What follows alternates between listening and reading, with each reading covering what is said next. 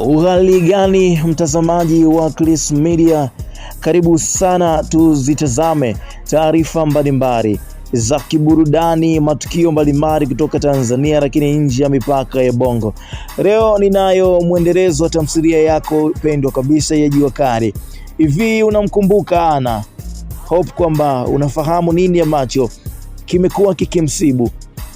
Ana amezama kwenye penzi la kijana ambaye anaitwa Davis. Lakini utakumbuka Ana tayari ameshaolewa na Diba.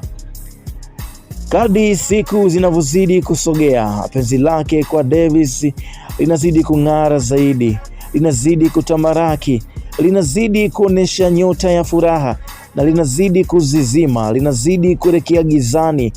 Giza linazidi kuonekana endapo anapokuwa na mume wake ambaye anaitwa Diba. Huku wawili hawa wakiamini kwamba penzi lao litakuwa bora zaidi, wakiamini kwamba penzi lao litakuwa zuri zaidi, kwa sababu wote wameonekana kuwa wana upendo na wanapendana sana. Lakini kunapo pazuri lazima kuwepo na changamoto, na changamoto kubwa au gumzo kubwa kwenye penzi la Ana na Davis ni Madam Regina, ambaye anaonyesha dhahiri kabisa hafurahishwi na mapenzi ya wawili hawa. Moja kwa moja alimfuata Ana kwenye ofisi yake na alimwambia maneno makali, akimsihi na kumsisitiza kwamba kaa mbali na kijana anayeitwa Enzo, sababu wewe tayari umeshaolewa, na kama bado utaendelea kuonesha ubishi, na kama bado utaendelea kumfuatilia, na kama bado utahitaji kuona Davis, basi utanifanya nifanye kitu kibaya ambacho hutakuja kuamini, na kama naweza kukufanyia, dunia itanishangaa kwa kitu ambacho nitakufanyia, na kama utaendelea na Davis.